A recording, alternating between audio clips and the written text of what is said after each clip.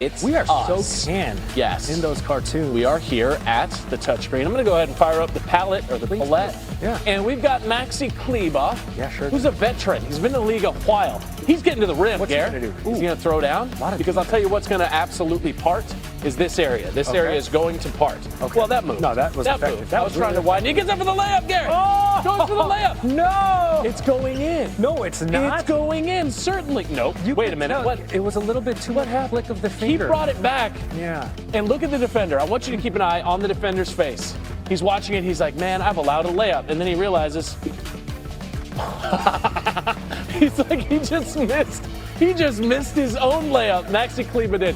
And that's the reaction of the defender. Okay, that's Kleber said something you can't say. Correct. You can't say. And LeBron. Oh, no. LeBron's not going to help his guy. Oh, no. LeBron, well, he is because he's going to cover his own face. Correct. Can I do this? I thought I could widen it. There we Yeah, go. all right. He's like, I'm not going to go ahead and get my visual reaction.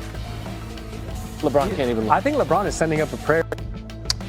Upcoming schedule, not easy for the Lakers. Obviously, the Suns tomorrow. That's the second out of a back-to-back. They're playing awfully well.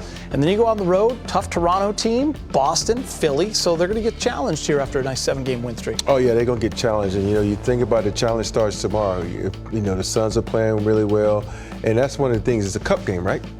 No. That's not a cup game? Done with the cup. Oh, done with Next the cup? Wednesday, Spurs. Sorry, Okay, that's the next one. And that's the one I was thinking about where, Spurs are trying to get healthy. But this is a true test. I think for me, when I played, it was always around Christmas time. Mm-hmm. December and January was a measuring stick of who you are as a team. By that time, you played everybody around once, and you've seen what everybody in the league has.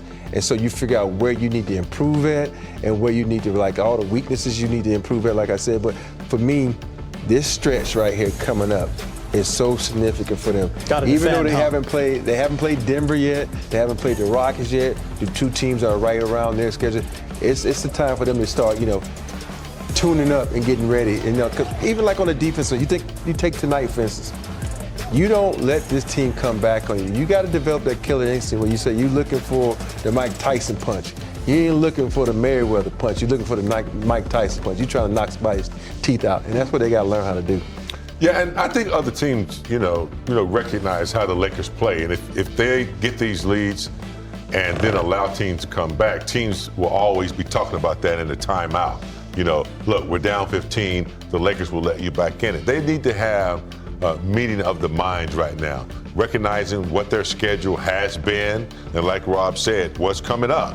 Because what's coming up are the most efficient teams, the teams that are more challenging, and you can't have these kind of slip-ups where you have big leads and kind of get lackadaisical. I know we've all done it when you have, big leads, your body and mind just kind of goes away, but they really need to pay special attention to the schedule and the teams that they are playing, protect what they already have built.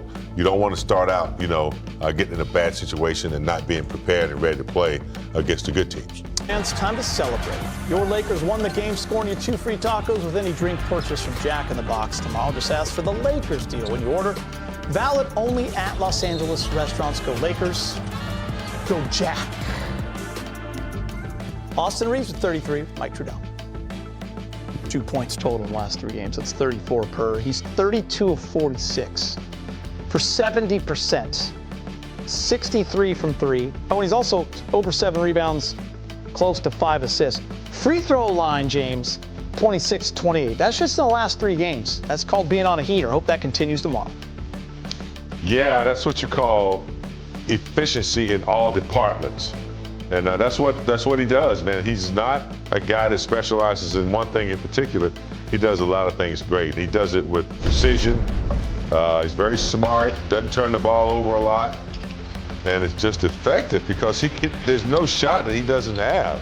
You have to protect the outside shot, the 3. You have to, try to avoid him from taking you downhill and committing a foul. He's crafty with the basketball, he's a great ball handler. So you just don't know, you just can't say force him right, force him left, give him the jumper, or you just can't say force him to do anything because he does it all so well. And I know usually when you game plan for this and game plan for that. But Austin and Luka, you can't hardly game plan for them because it's the pace they play with, because you're so used to the game being fast paced, and all of a sudden you get these dudes that are in gear 3 when everybody else playing in gear 4. It's so hard to readjust, and that's when they get you off, because you playing so fast, you beat them to a point and they go through your body, they get the foul call. And so you kind of have to hope that your teammates will have better traps. Because you saw in the first breakdown I did where they tried to trap, they left the door wide open, so he just went through the door. And so that you really have to have a good game plan for Austin Reed, especially the way he's shooting the ball and the way he's handling it. By the way, they asked Luka Doncic that same question, like, why are you two able to work so well together? And he simply said, because I think we're both two really good basketball players. I don't think simpler words could have been more accurate, by the way. Exactly. Rob, you are breaking it down. Defense. Yes, we always like to First talk half, about probably? offense, but we just going to talk about defense and what the Lakers are able to do with those bigs that they have. And for me, defense wins championship. And what guy said that, James? Pat Riley, one of the greatest coaches here. Now you get like a little pick and roll where, think about it, this is two littles on one of their bigs with Queen.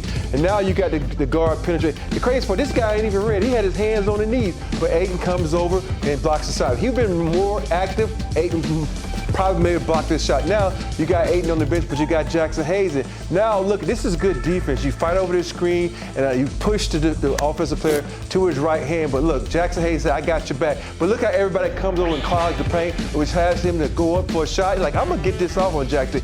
Underrated shot blocker, Jackson Hayes, and he beats it up, then stare him down. Get that out of here. Now, this is a really great play by Ayton. He comes over because he stops the penetration, but where's his big? His big is outside the three-point line, but he stays. He stutters and gets back, gets his hands up, and this is probably one of the best block I've seen. Look, his hands is up. He doesn't go back with him. He high points this. And this is what you have to do when you become a great shot blocker. You high point that, you anticipate, he goes up and block it. Now you got great defense by Connect Four. Now Jackson Hayes is anticipating the shot. He comes over here. Even though we should have had a crack back by Rui right here, but he doesn't. But unfortunately, we get the block by, fortunately, we get the block by Connect Four. Now, like, Connect Four, you know what? I'm going to stop right here because this is what I do best. Spot up and shoot threes. And right here, you reward the guy who had a great defensive block on the other end. So that's what's so great about defense. It leads to easy shots like that, and especially Connect, who hasn't really been, getting a lot of PT, but thank you for your effort. Thank you for the three.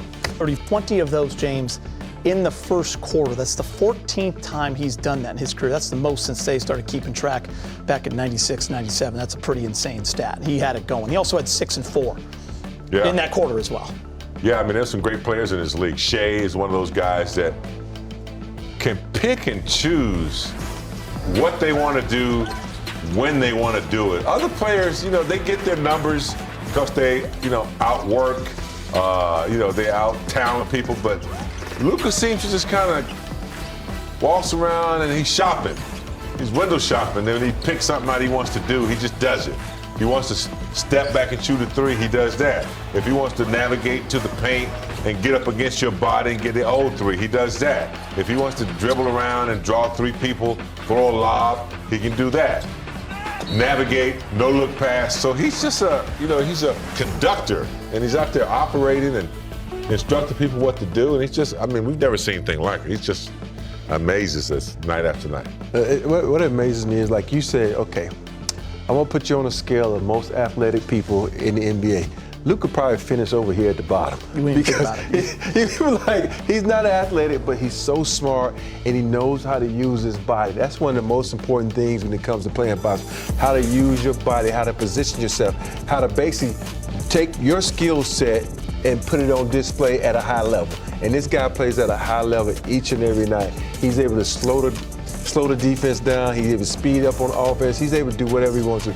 And when you watch him, you be like, how did he get that off? Because when his step back, sometimes it's so slow and you look like, what the? But hey, when you're good at something, Geeter, like how good you are sitting over in that chair, I appreciate that. Just good at it. How often does a turtle win the race? That turtle wins the race every time, man. It's amazing. Rolls you, navigates through that paint. All right, let's get you to the highlights. You can check it out for yourself. Highlights.